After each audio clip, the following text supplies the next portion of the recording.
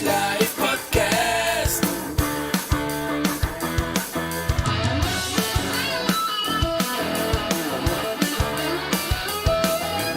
Oilerslive podcast.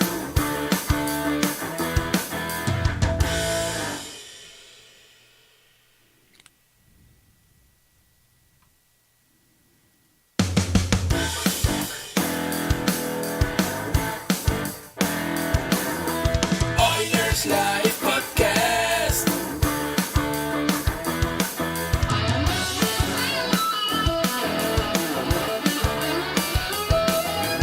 Oilerslive podcast.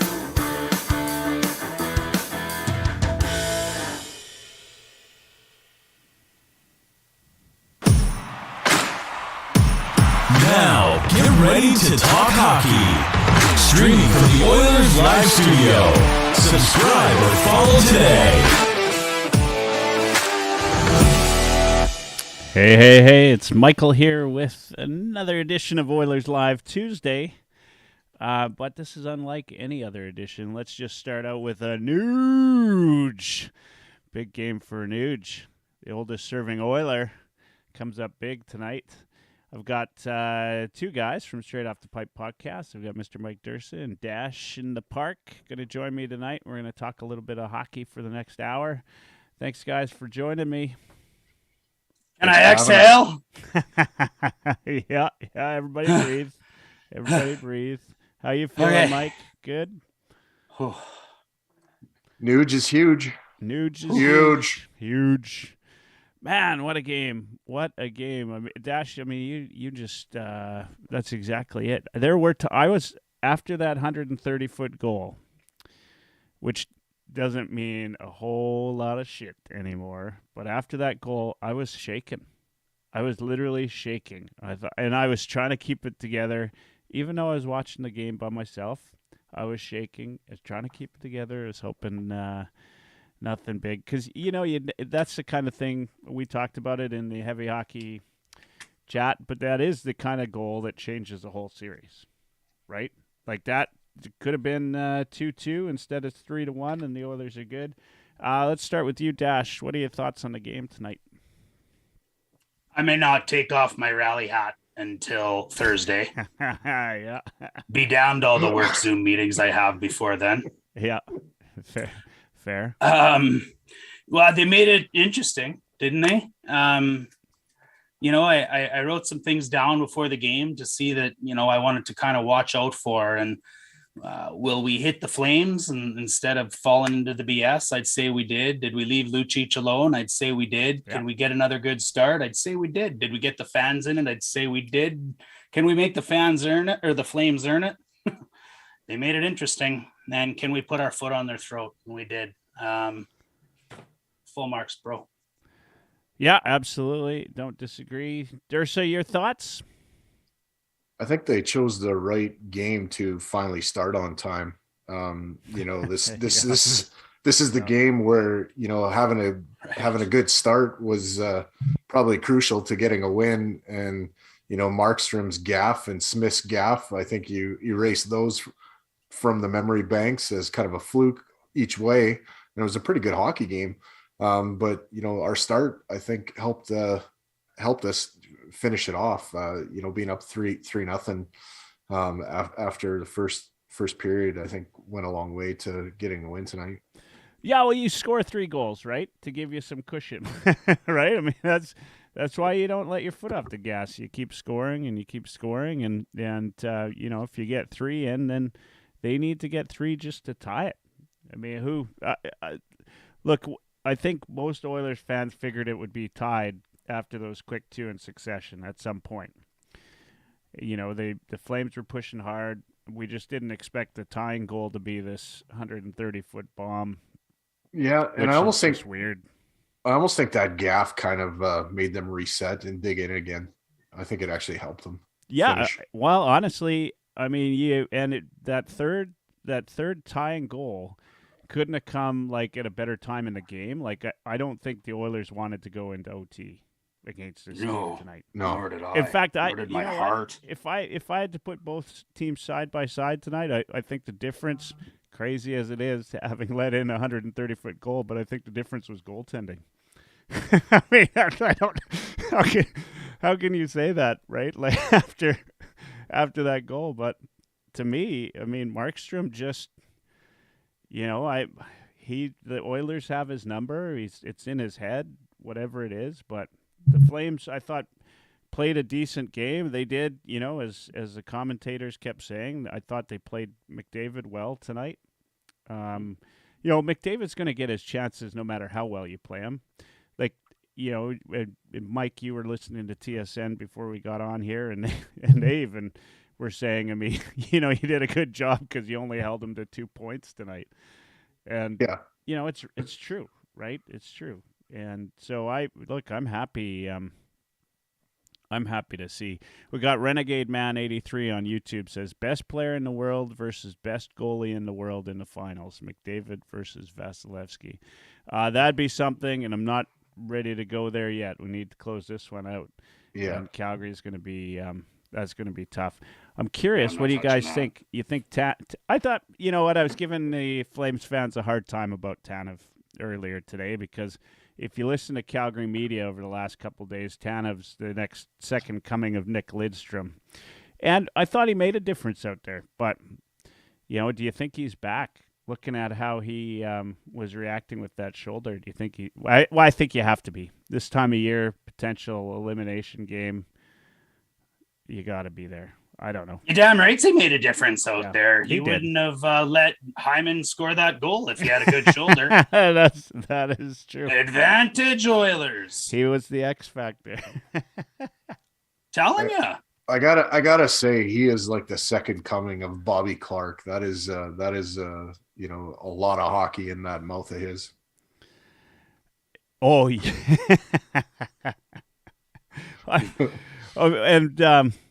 I mean, let's not forget you need a little bit of fortune, a little bit of puck luck, a little bit of everything to win hockey games.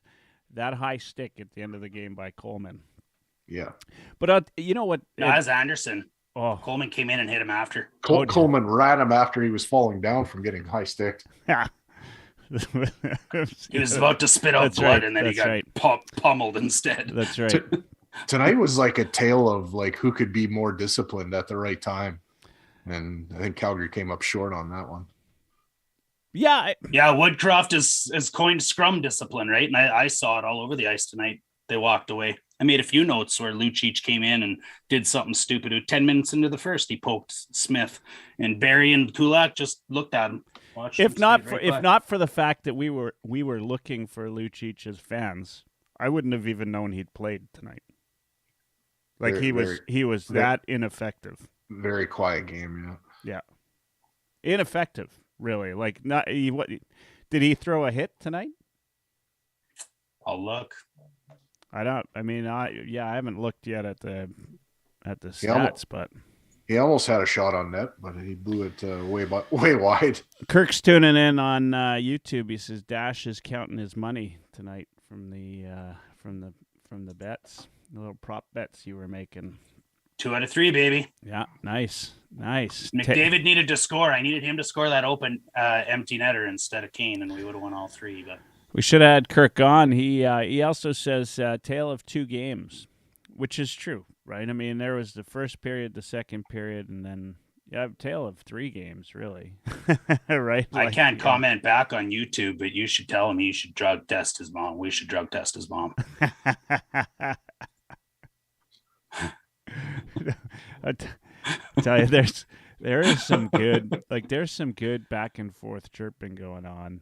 Oh. And maybe I haven't seen it, but I'm waiting for that epic chirp from a Flames fan that just knocks me on my feet and says, yeah, it's great. You did a good job. Clap, clap, slow clap, but it hasn't happened yet. All they have for me is the same old stale stuff. You're still paying Lucic, and You know what I mean? It's so easy It's- to come back from those. Yeah, great. That's still we're paying Lucic to be an advantage for us. He was -1 tonight. Yeah, I Zero said, hits in a yeah, giveaway. and we're not paying him enough. Money well spent. We're not paying him enough. It's getting dire straits in Flames Nation though. That See a Red Central guy says, "Be loud if you're going to the Dome on Thursday. yeah. Thursday, send them off with some appreciation for the season that it was." I mean, the white flag's already up. They better be careful in a stadium that's got a roof like that and is only held up by one cup. That's why they can't get a new arena. They're trying to negotiate with Second Cup, but they just won't put a franchise in a new building for them. I tell you, I mean, this, and I talked about it before we went live, but if you had told me before the series started, when we had our series preview, if you had said Oilers got a chance to finish this series in 5, there's just no way. In fact, even all though of us said 6 or 7, Yeah, we were yeah. split 3-3. yeah, and it still could go 6. I mean, it could still go 7. I hope not. But Yourself, Kirk, and I said 7. Yeah. And the rest said 6. Yeah, and this is good. I think that this is what you want to see from a team, that they learn as you go in the playoffs. Like the playoffs is it's a full season, and you got to learn from your previous mistakes, and they learned from the LA series that they need to have a little bit more killer instinct in this game, right? Like this, you go into Calgary 2-2, and there's a good chance that the Oilers aren't coming away from this series, right? Like the that home game advantage actually means something in a rivalry like this. Like the fans make a difference. Fans make a big difference. I can tell you that guy that asked that woman to marry him tonight, he's probably rethinking his jersey choice. I like her chances of converting him. yeah. As I said to somebody, he said, I'm watching a game in enemy country today. I said, you know what? You just have to show them the light and hope they realize. Come to the light. Come to the light. It's time.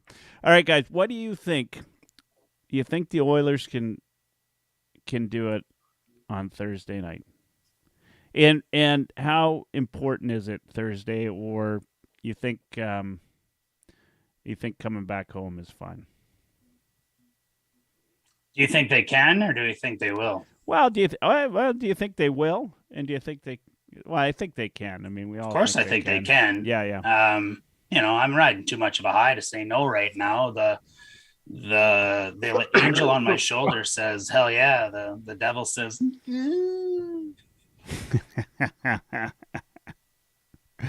Dirsa? I think the thing for me that's encouraging is, honestly, I don't think that was our best game. I think it was our best start, but I don't think that was our best game. And yeah, I think it takes your best game to close out a series, and I think they still have that in them. And now I'm in a spot where, yeah, I think they get it done. I think they're starting to unravel. I think they're in Calgary's head, and oh, for sure they are. Yep. McDavid with a quiet pedestrian 2-point night. That's not going to happen again. 10 multi-point games and 11 tries. That's ridiculous. That's exactly what it is. It's ridiculous. Here's the thing. If the one thing that really confused me tonight, and we talked about it even in the group chat, I thought Woodcroft changed up his coaching a little bit tonight. Like changed up his line matchups. I felt like we saw that fourth line way more than we should. What do you think? What do you think was driving that tonight? It felt like that was even starting Nuge from the beginning of the game. We haven't seen that, although it worked. But it worked because Markstrom flubbed the puck. But I mean, what do you guys think? I mean, to me, like even going down, like when they scored the 2 goals in quick succession, like he started the fourth line right after, and I mean, I don't know. I mean, I'm With I'm happy. McDavid and Draisaitl fresh, I don't know how you easily had a mismatch after the PK there. I don't understand why he went back to the fourth line. Like our house was tense. And my wife literally said, I can feel the momentum like heavily going the other way. And sure as shit, the second goal went in for the Flames right after she said it.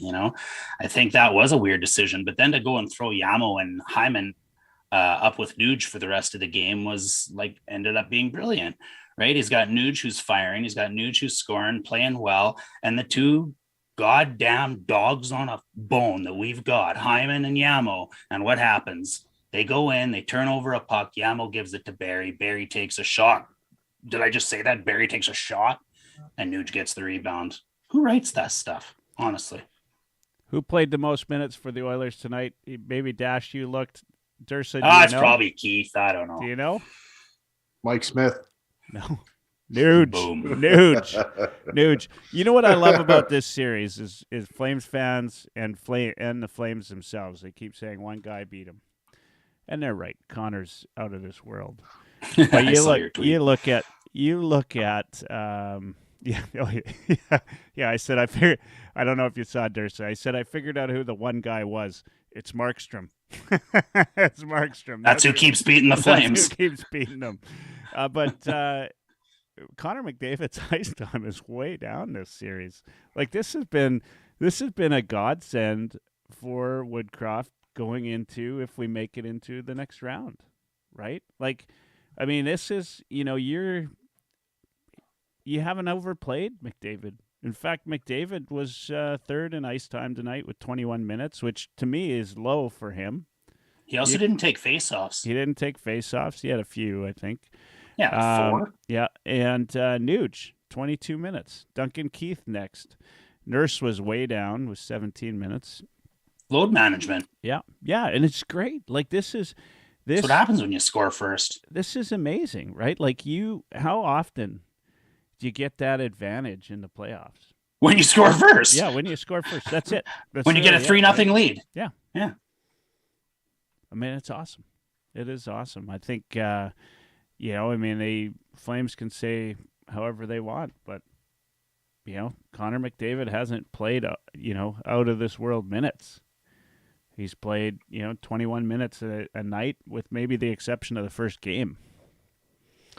And I think what Eric Francis was was his tweet near the end of the year. If you go per minute, Goudreau would be at like 300. That's not how it works. Yeah, Eric. whatever. Drug That's test not how it Eric works, Francis. Eric. Yeah. It's not how it works. Or give Eric Francis some drugs, one or the other. Kirk says the Keith and Kulak pairing was odd too. He thought. Thoughts on that? Keith, close your gaps. That's my thoughts. Yeah. Keith had some great plays though tonight. Smith could have had that too. We could have used a save there, but could have used a save. Yeah. You mentioned that in the group chat, and I didn't think that was the best shot in the world that no, but he let him walk. Taken there. Let him walk right around him. He doesn't get a shot if he closes his gap. Keith played okay. I'm not picking. Hey, you need the goalie to steal some games for you, and Smith also made some out of this world saves, like saves that that was supposed to be his weakness. Going laterally on lateral. Taychuk early there. Yeah, but his left leg looked like it was 9 feet long there. There was a lot of stuff in traffic too that he had to, retrieve and not give up rebounds and that. I think that was pretty impressive from him. I didn't notice, guys. Did you see now after the video surfaced there about the Flames playing dirty, going after Draisaitl's ankles? Yeah. Did you see anything like that tonight? I was watching for it. I didn't see anything. A couple times on face-offs, I saw them take a hack at it. Yeah. But minimally. Yeah. Sure, Sutter told him to go out and win the game. To fully slew foot, I think was the worst thing that happened. Yeah, that was a bad one. Yeah, for sure. Yeah. Although Goodbranson slew foot on McDavid 19 minutes into the first too.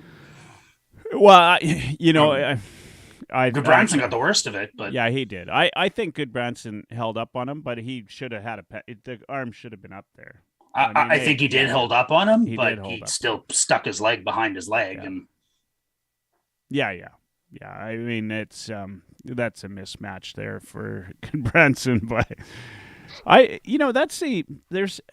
there's a lot of things in this series that just don't make a lot of sense to me, right? Like the the Flames offense, that top line just doesn't seem to be. I mean, they're getting points, but let's be honest, they're not firing the same way they were during the regular season. But this big, built for the playoffs defense. Are the Oilers that fast? Like all the way down the lineup? That our guys aren't getting demolished? In the first game, they got a couple big hits in. I thought it's going to be a long series. But what are the Oilers doing in your minds to avoid this big defensive group that was supposed to be, it was the talk of the town. If I listened to NHL radio or any radio, this was the team that, a lot of, the pundits were saying was built for the playoffs. It was built for Sutter style. Is it really just McDavid that's changed that? I mean, what do you guys think? Mike Smith's been taking the hits behind the net instead of the defenseman. Yeah, fair statement. Dirsa? Good retrievals, honestly. Like, Yeah. I think as much as Quick zone exits. Yep. as much as we want to dog the guy, I think Keith is doing a good job of retrieving pucks and getting it. They're not spending a lot of time in their own end. Hey, He's played fine, you guys. I'll be the first guy. Yeah. Hopefully I eat pro. I hope we do. I hope we give up a second round pick instead of a third. I do. Yeah. And Jody on YouTube says didn't watch is Fogel okay? I didn't see He came back out. He did come back out, yeah. Yeah, he had 2 more shifts after that. Also says glad to be proven wrong after game 1 and the first part of game 2. Yeah, I think we all are. I mean, that was pretty awesome, to come back from that and then win 3 straight. I don't think anybody saw this coming. Here's something, like, you're talking about Keith, you're talking about this defensive squad. Look, I heard it from people who watched our season preview. Some of us suggested that people watched our season preview. yeah. There were a couple, at least 3 relatives of mine. They're saying, like, we're homers. We're going to be homers no matter what. Homers. We're going to see Homers. We're going to be homers, as they say. And we all kind of came to the conclusion that, with the exception of Lotsberg, who hates the Oilers, we just kidding, Lotsy. Him and Gretzky. Just kidding, Lotsy and Gretzky. We all came to the conclusion that the Oilers D had a little bit more depth, and I would tell you, with Nurse injured, obviously playing like he's at 75% of his regular speed. Like, guys are catching him every single time. It's come out. He's going to need, season end or surgery, end of season surgery. Off season surgery. Off season. Easy for you to say. Yeah. really was. Fuck. Don't bring Theron Fleury into this. Oh man, yeah, I will not. But these guys are playing well. Like, the defense are playing well. They're, despite the fact that we don't have the fastest defense in the league right now. In fact, those guys, they're not that fast. Guys like Goudreau, who, have been breezing by D all year long with their, lead passes and that's not happening. And don't get, if you're a Flames fan, don't give me the shit that it's Tanev on the back end that's feeding them with those passes, because it's not. They didn't even, that's bullshit. So why is this 28 points? This is this is an Oilers D that's playing a system that's working for them. How are they getting it done? I think, when Gaudreau has the puck, he delays too long. and it allows all of our guys to come back and find men, and then they don't have any options anymore. They're snuffing the life out of them. They take too long to make. They take too long to make their decisions. How are we getting it done? 3 Yeah. words. Yeah. Dave freaking Manson. Well, it's clearly, right, like it's a system play, because this, honestly, like putting my Oilers goggles away, this D is not the best D in the league, right? And we are up against one of the top offenses in the league from this season, from the regular season. Now, playoffs are, a whole different beast. We know that. For sure. But we're shutting them down. They had the best goal differential in the NHL. Yeah, we're shutting them down. We're not just outscoring them. I mean, they scored one goal last game, and it was a weak goal at that. We had outscored them 11-1 before they scored the 3. What was everybody said? What was the key factor in this series? What was it going to be? Goaltending. Discipline. Goaltending. It was goaltending. Everybody was saying goaltending. And, I mean, that's, I don't know. Markstrom is shot. I mean, I said the key factor was Connor McDavid, and I quote, if Connor keeps doing 2022 Connor McDavid playoff things, it's good night Jim Kite for the Flames. End quote. Yeah. Yeah, Connor's been out of this world. Like I don't. It's the best playoff performance in 40 years, you guys. Like, this is unreal. It's his best performance since he's been in the league. Like, he's just on another level. It's his best performance, Michael. This is the best performance of any NHL player in decades. Of course, it's his best. It's just unreal. And quietly on his heels is Leon Draisaitl. I know. Yeah, we let one player beat us, but Draisaitl has more points in the series. He's just flying under the radar like a stealth bomber. On one leg. Yeah, That's Leon why. one leg. That's why. One leg Leon. Left leg Leon. You can't hear the ice because it's only one leg. That's how he's doing it. He's stealth. He's in stealth mode on one leg right now. Yeah. I mean, what do you think? Key to the game next game? Like, do the Flames start Markstrom? Mm-hmm. You think so? Bring the one to the dance that got you there. Yeah. I'm curious on that one. I don't know. I mean, I Dash, I 100% agree with that philosophy. Dirsa, you think they start Markstrom next game? This is your Vezina candidate goalie here. You're going to sit him in an elimination game? I don't think so. God, it's gross when we agree. Yeah. I don't know how you couldn't. You got to. That's your guy. Unless you're trading him. What's his? You give him a short leash, goals maybe, against? Michael. But that's a like Sutter gets roasted in the offseason if they start Vladar and lose 5-2. Yeah, Tippett would have done it. If you were gonna do that move, I think it would have been Tippett would have started Vladar tonight. Yeah, no. If you're gonna do that move, I think you'd do it now, like today, not Thursday. Yeah. Well said, Dirsa. Yeah, would have happened tonight. Yeah, I mean, not in an elimination game. 100% agree. My curiosity is, his goals against is horrendous. Yep. We're clearly like the Oilers by we. I mean, I'm part of the team now, apparently. The Oilers are clearly in his head. And, I mean, it's, Vladar came in and he scored, didn't he score a shutout period of hockey?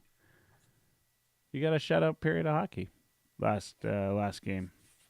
I mean, look, you need a spark. Right? Mikko has a shutout going in the series too, like for part of a period. Yeah. 5 minutes before the Undertaker rose. Mikko was fantastic. He has been outstanding. Hey, Smith has not been. I don't think Smith has been great. Smith has made some good saves, key saves when you need him. He's not this series. Everybody said was about goaltending. It has. Sent me. a I lot said it to- was about Connor. Yeah, it is about Connor, and it has a lot to do with goaltending, but it's the lack of it for the Calgary Flames. Smith and it was has good. That's still the key. Smith was last good. Yeah, he was good in game 3, Yeah. but he didn't really have to be. Yeah. I mean, we need more at game 3. I'll tell you that. I think here's the challenge I have, which, I'm happy to eat crow on this one because I probably would have eaten crow on this series too, thinking Smith wasn't the guy. If we can close out this series, the Avalanche and Mike Smith are a whole different ball of wax. Like, this is, they're not, Cale Makar, Nathan McKinnon. Yeah. I mean, those guys, they don't make the same mistakes that You're Gaudreau counting and David Chuck do. Perron out, are you? Well, yeah, I am now. I mean, they that Perron has been outstanding. And I've always, I hate Perron when you play against him, but love the guy. He's 4th in the NHL in playoffs in points per 60. Well, he tied Brett Hull's St. Louis goals production right through first round. 2 rounds. 2 rounds. Yeah, that's not bad. I mean, Brett Hull's all right. He was an all right goal scorer. Not too bad. Bruce McCurdy, our favorite friend, good guy, hell of a smart man too when it comes to hockey. I always love his numbers. He said something today which I thought was interesting. Is if you looked at Draisaitl's numbers versus the Calgary Flames, it's absolutely it's crazy. So far in the 2020s, Leon Draisaitl has played exactly 20 games versus Calgary. Playoffs, including playoffs, and he's got 8 goals, 34 assists for 42 points in 20 games. Not too shabby. Plus 14. But for a 2 times 50 goal scorer, that's unreal, right? Like, he's 34 assists in there. So, he changes up his game. And then he finishes his tweet to say, especially for a second fiddle on a one-man team. That's the part, Bruce. You get me every time. Bruce gets me right in the feels. I love that guy. All right, guys. I mean, tell me, it's hard to talk about a game after a win, but there's lots to talk about in this game. I didn't think the Oilers played great. I thought, what do you think of this? I mean, look, Woodcroft's doing what he has to do with injured players, right? Like, I think it's fair to say that we're going to see this kind of a lineup for the rest of the playoffs unless if Draisaitl heals on the fly, which maybe at his age and his level of athleticism it's possible, but I doubt it. I don't know. Puljujarvi.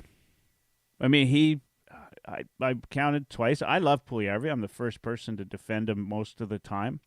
But there were a couple times tonight where he was clearly responsible for spending some time in the D zone. What do you do with them? Exactly what they're already doing. I think you just give him his minutes. You shelter him a little bit. Like I said, they threw Hyman up on that line for a while or down on that line, however you want to say that. And that worked out too. So Woodcroft has been amazing at putting guys in positions to take advantage of what their skill sets are. And I think no differently. And that's what he's doing here too. Where else are you going to put him anyways? Like, you don't want to break up that top line. I don't know. I don't know. I mean, I just, like, it scares me to think of the playoffs that Puljujarvi's had. Because that's a guy who I mean, he was one of the guys I was excited about going into the playoffs. Mm-hmm. And I don't know if it's maybe, there's probably some Woodcroft or some Puljujarvi fans out there that are blaming Woodcroft's utilization of Puljujarvi as an excuse for that. I think that plays something into it, but at the same time, you got to make your minutes, right? Like you've got to earn it. especially come playoff time. I don't know. I just hope this doesn't make us a Kane buyer instead of a Puljujarvi buyer. That's the way it's headed, right? I talked about playing this. out I that think way. I talked to you about this before. I think, look, if this continues, what I see happening is Holland going into the offseason, looking at a way of trading Puljujarvi and utilizing that trade to buy you some cap space, right? Whether it's packaging something or whatever, and using it to buy you Evander Kane. And Evander Kane looks great, but long term, he hasn't worked anywhere. Yep. So, Dirsa, you're being quiet. Come on. Yeah, I don't really want to talk about the off season right now. I want to talk about the season that is. In the first Fair period, enough. in the first period, Puljujarvi did have that little gaff that led to a little bit of a fire drill in their own end, and I think Hyman blocked the shot, and then Puljujarvi blocked one too, and they got away from it. He's usually pretty responsible defensively, so I don't really worry about that too much. It's just he's not doing too much in the offensive end other than kind of working hard along the walls, and he plays a pretty responsible game, so I don't think he really hurts you, but he's not really adding much. Here's something the Oilers didn't get credit for, like on the broadcast, and people weren't talking about. But in those times, like that little gaff, that whole series, did the Flames get one shot actually on net? I don't think so. It was a lot of perimeter. Think they did. It was a lot of perimeter stuff. There were a ton of perimeter stuff. Like the Flames shoot the puck a ton, and tonight wasn't any different. They were shooting the puck, but the Oilers did absolutely an astounding job of getting in the way of pucks. And they Flames finished with 32 shots on goal. I don't know. Natural stat trick tell you how many they put towards the net? I think it does, right? There was at the exact halfway point of the game, shot attempts were 48-20 for the Flames. Yeah. And at that time it was 19-13 actual shots. But after Backlund scored Backlund scored the second goal at the 9:40 mark, the Flames didn't get another shot on the Oilers in that entire second period. They went full 10 minutes to end the period without getting a shot. And then they finally got a shot with like 10 seconds left, but it was a perimeter shot. So really when the Flames scored that second and made it close was right when the Oilers flipped the switch, because I think the Oilers outshot the Flames 6-0 or 6-1 to end that period after that second goal. Yeah. I don't think you want to like have those shifts though, where it's sustained, time in your own end. It's like when you used to play San Jose with Thornton and those guys, and they would just wear you down, going around the perimeter, and eventually an ugly one ends up in the net just because you're worn out. So I don't think that's an ideal recipe for success. No, definitely not. But you have to, well, I mean, you look at teams that win games in the playoffs, and that's the price they pay. They get in front of shots, right? Yep. I mean, there's not a series that doesn't finish like the elimination game where they don't talk about players and how they've given up their body in front of a shot. If you got to have that buy-in, and if you don't have that buy-in, you're just not going anywhere in the playoffs. And it was, and that was one thing I noticed tonight that told me that the Oilers at least have that buy-in, right? Guys are getting in the zone. They're going to take the shot and get in front of it at all cases. And there's, love them or hate them, but the Flames have one thing that they been good at all season long, and that's getting shots on net. And they did it in Game 1. And since Game 1, the Oilers have done a great job of getting in the way of shots, and making the proper adjustments to play.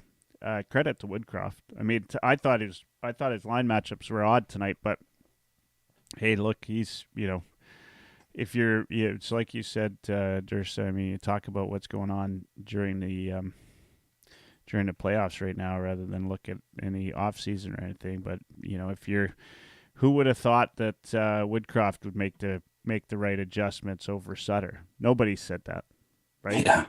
Nobody. Two things that actually, and that was the other factor that everybody said was coaching. Yeah. Right? Coaching and goaltending. And what, now all of those bastards and SOBs that voted Austin Matthews for the Hart, because we know he's winning the Hart this year, whether we think is right or not. all those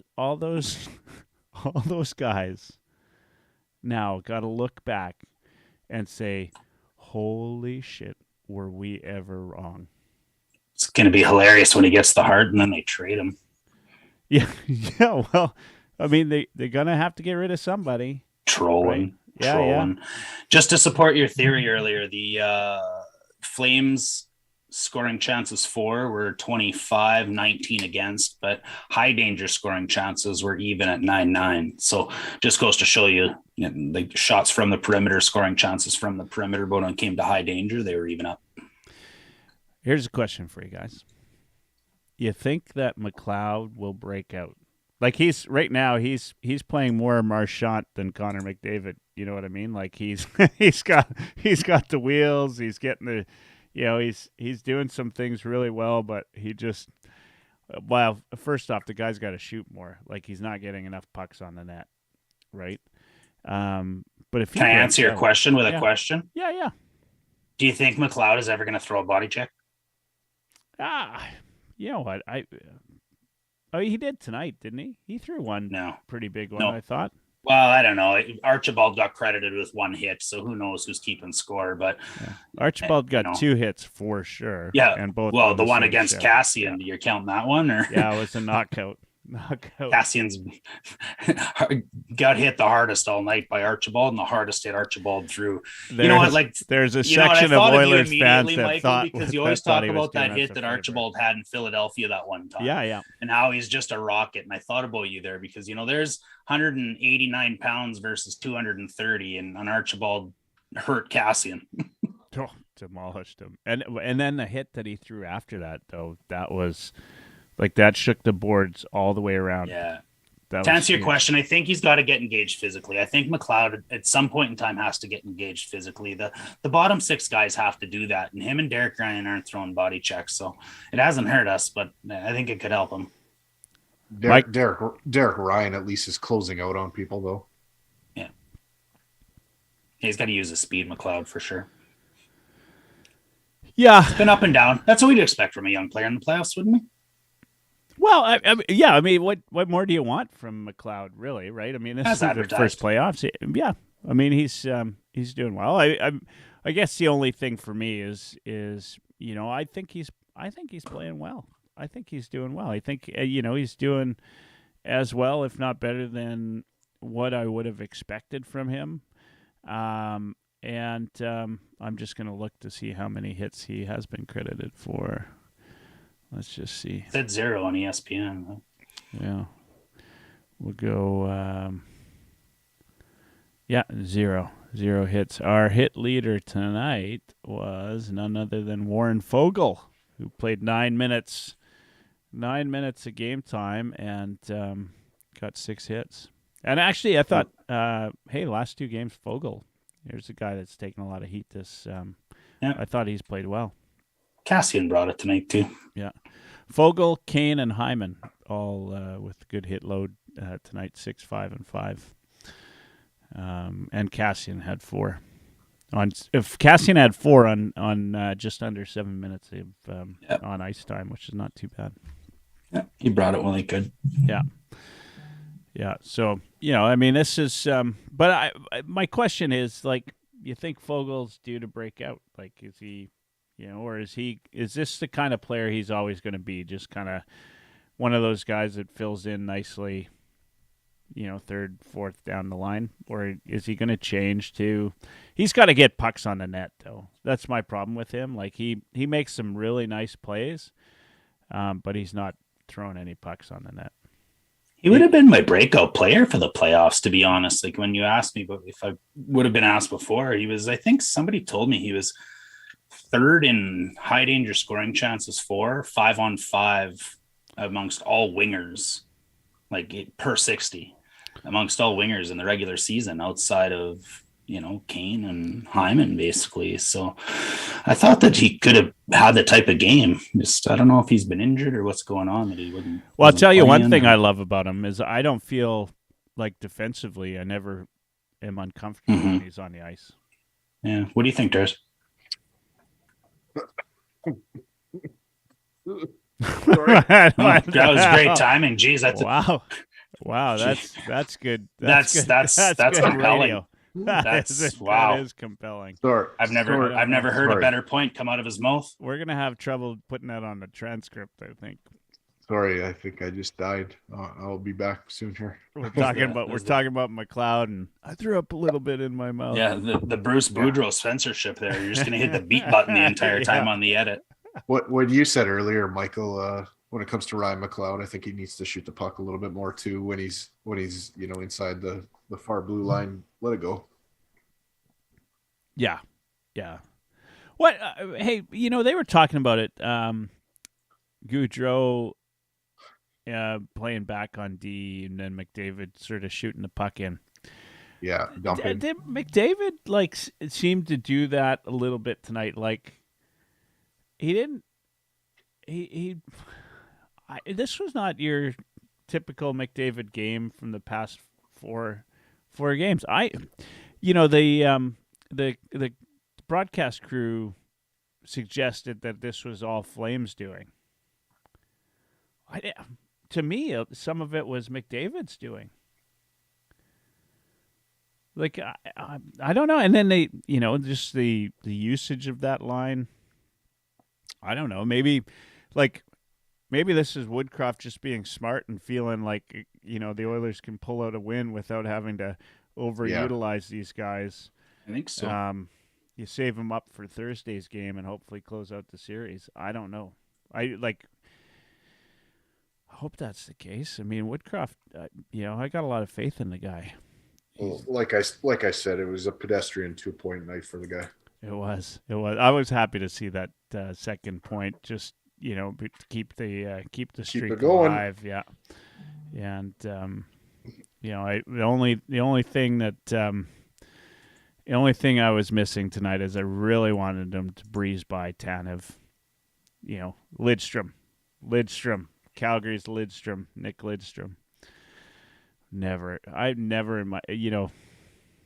I had to listen to Lubardius today on Sirius XM.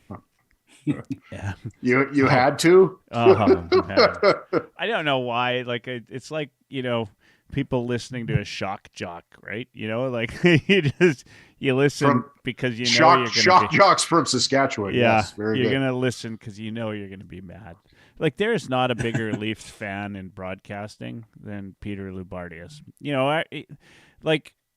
Stauffer's a homer. We know that. Stauffer's very if I was a Flames fan, I wouldn't listen to Stauffer, but I'd rather listen to Stauffer than, and not just because he's an Oilers guy, but Lubardius, the guy makes stuff up. And, I mean, Wasn't it Lubardius though with Ray Ferraro on that Patrick Stefan miss? Or it was too, wasn't it? Yeah, I think so. Yeah. Oh man. And that was Ray Ferraro's best work as far as I'm concerned as a commentator. I didn't mind Ferraro. I don't I've been all right with the broadcast crew. I love Ferraro on the Patrick Stefan gaff. Yeah, that's what we were just talking about. Yeah, I mean that's fine. Sorry, I did look up at the stats for a second. All right. Simmer was driving me nuts a little bit tonight. Because Calgary they haven't scored on the power play, and then you start saying that shit, and it's bound to happen. The little stitious part of you was getting involved. Yeah. Murphy's Law was screaming at me. Yeah. Yeah. I mean, look, this Calgary was one of those teams that if they go down in this series, and I'm not going to call it a series until it is a series. If they go down in this series, they're the team that was the big pretender, right? Like they're the team that everybody thought was something they're not. This is the team we all thought before the season started. Right? And they played a hell of a regular season. They didn't deal with any injuries. Everybody seems to forget that. Like they're the one team that they had the fewest man games lost to injury. And then they lose Tanev, and it tells me maybe their depth isn't where they think it is. Right? Like, there's all of these little factors, a lot of puck luck, a lot of everything. Sutter, I thought, did a good job with this team, but I said it earlier in the season, and that's actually where the Homer comment comes from. That was when somebody commented on YouTube. I said, if you were to ask me which lineup, which roster I would rather take, it would be the Oilers, hands down. I would take the Oilers. And somebody went off on me on YouTube about it, saying that you're such a homer, because Flames are that much better. But I thought Sutter, somebody, one of our good Oilers Twitter fans, Amorphous, she goes by on Twitter, said Sutter deserves the Jack Adams this year. I'm 100% behind that. Mm-hmm. I don't think this roster is as good as they played. I think they overplayed, and I think, Sutter did a hell of a job. He, a lot of people talked about how are you going to be able to get that same level of intensity throughout a whole playoffs as well as a regular season. Like my understanding, and I, obviously I've never played for Sutter, but he in the off season was getting these guys to go to another level. And I mean the Kirk on YouTube, good old Coley Kirk, says the schedule favored them as well. Played all their games out east the first half of the year for the most part. Everything. And then as soon as they got, one player with COVID, the NHL decided, we're going to... Yeah, they all got it at once. Yeah. Yeah. So. You know what? I don't think the Calgary Flames are a mirage. I think they are a good team. Well, I'm not saying they're not a good team. Don't get me wrong. I just think the Edmonton Oilers right now are snowballing in the right direction, and once the tidal wave's coming at you, sometimes you can't stop it, and I think that's what's going on. And you can't deny, Connor McDavid, right? Like he has been out of this world. Like it opens everything else up, protects the whole lineup, right? This series hasn't been one, for Calgary to show what they're about. I mean, it hasn't been the trench warfare that you'd actually expect. Yeah, but the Dallas series out of a Battle of Alberta, the Dallas series, Dallas played them, right? Like they barely scored against Dallas, right? Everybody's saying it's all Ottinger. No, it wasn't all Ottinger. No. I thought Dallas played them beautifully, right? Yeah. Like, and this was the team that, that was the top offensive line in the league. Goudreau, Lindholm, and Tkachuk. Top offensive line in the league. 1, 2, 3 in the league and plus minus. Yeah. Playoffs are a different animal. Yeah. Like I don't understand. They come across the blue line and they want to delay, and they just buy everybody else time to go and find everybody. Like it's.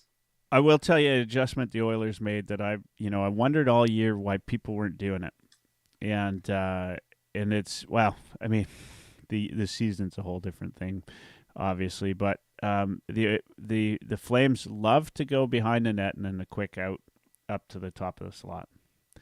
And the Oilers were layering that out. Like they got, whether it's Keith or Bouchard back there, stick down, and then they've got the centerman also layering that for that pass out into the slot area. They like to do that. Yeah, they and like they weren't to do getting that. They weren't getting that play. They like to do that.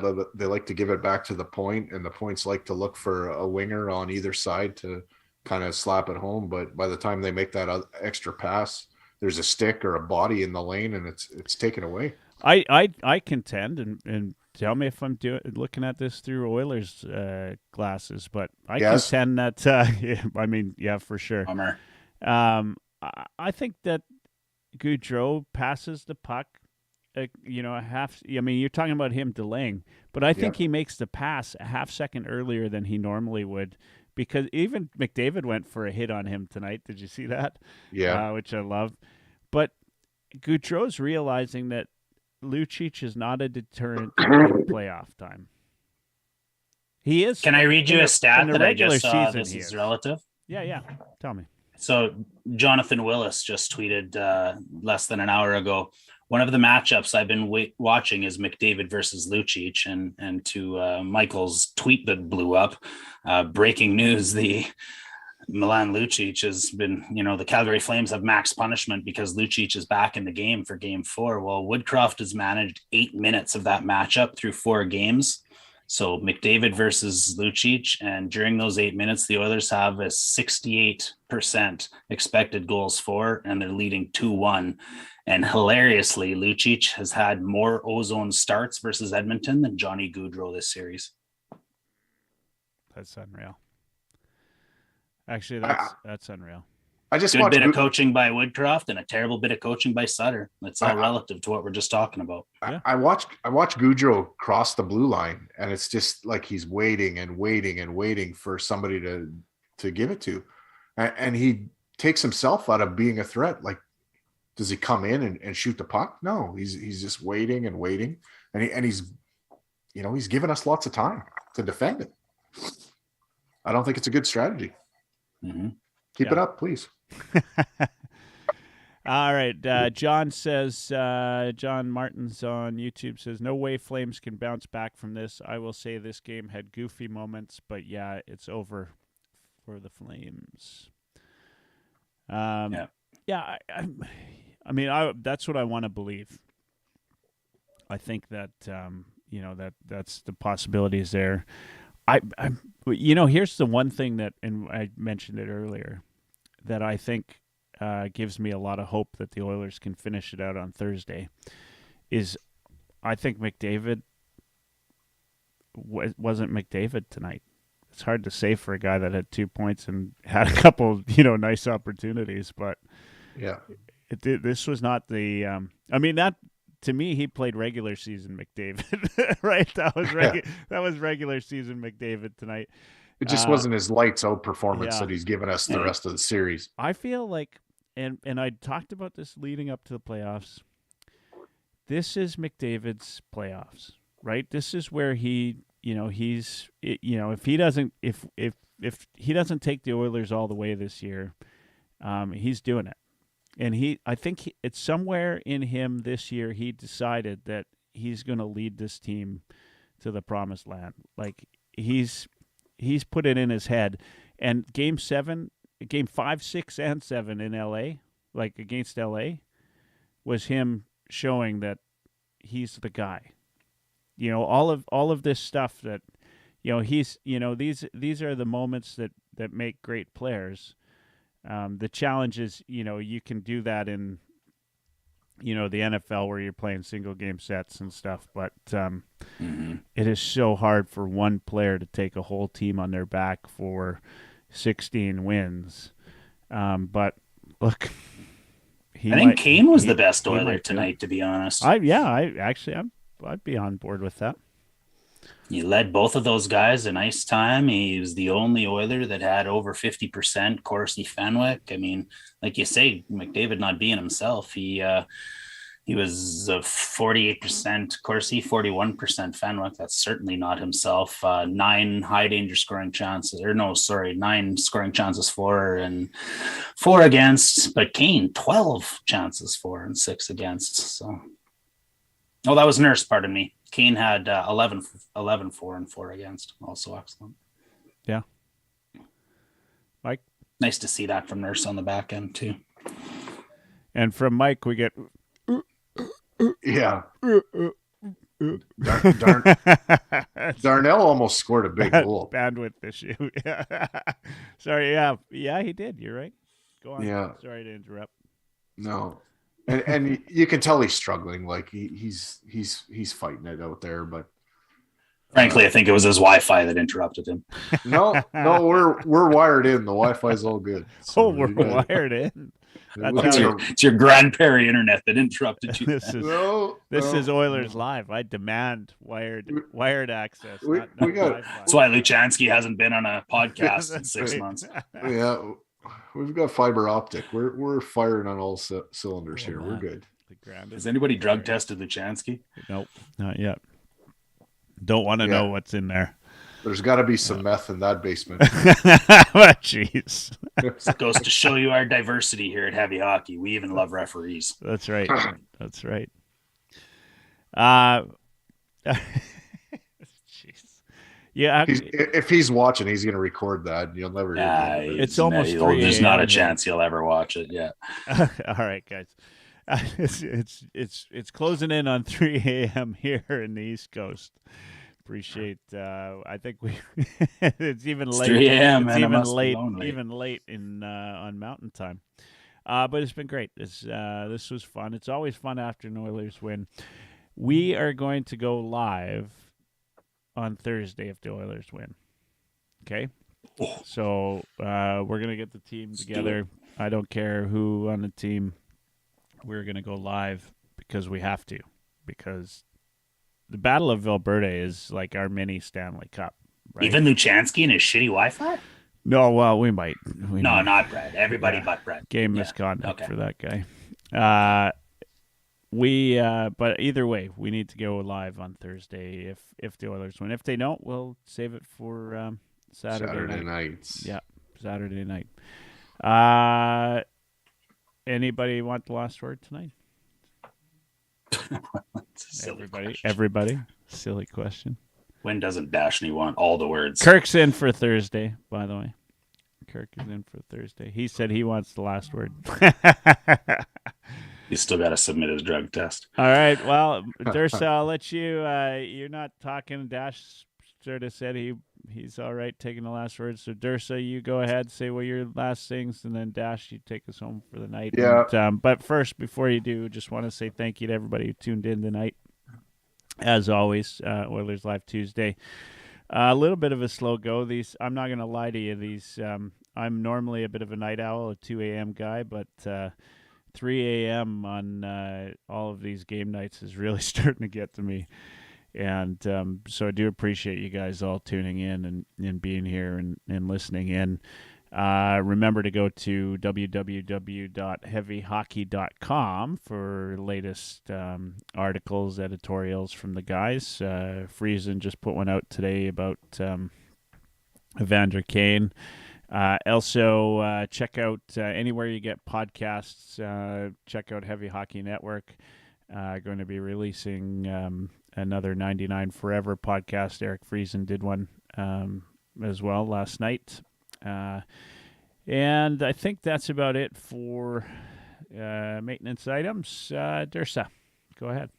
So for the older crowd, I turned the truck on like an old Sylvester Stallone movie. Over the top, baby. Over the top. And the way I see it right now is the Oilers kind of have the Flames right here, and they just got to put the hammer down. End the series Thursday night. Awesome. All right, Dash. This is it. You know the drill. Make sure you say good night after, and so good night, everybody. Dash, you're up. Short and sweet, Dirsa. That's how I like you, buddy. Bear. If you think after 30 episodes of me being on Oilers Live that you got to give me instructions for the last word, I don't know. I was going to go a couple different directions, so I don't know.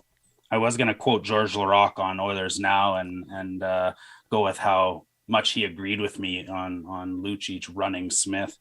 But instead I won't. I'm going to go a different direction.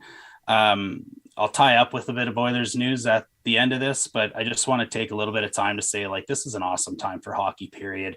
We're watching the Oilers in the second round of the playoffs, and here right in the city of Edmonton, we've got junior hockey still playing. how long has it been since we've had the Edmonton Oilers and the Edmonton Oil Kings simultaneously going, night for night at Rogers Place in the playoffs? So congratulations to the Oil Kings versus Winnipeg. They're doing well in their series. The Blazers and the Thunderbirds are also playing in the WHL Final Four. The Winnipeg team has Matthew Savoy, little brother of Carter Savoy. We've got a young kid named Zach Benson, no relation to Tyler, that's second in the WHL in scoring, and he just turned 17 last week. There's some unbelievable stories happening there. Over in the QJMHL, Shawinigan playing Quebec City in the Final Four. We've got our Xavier Bourgault, our first round pick. He's third in the playoffs in goals scored. He's second in the playoffs in game winning goals. So something to keep an eye on there. And over in the OHL playoffs, North Bay is still in this too, where we've got Matyev Petrov, our sixth round pick, who's got 8 points in 11 games. So go Oilers prospects, go Oilers, and good night.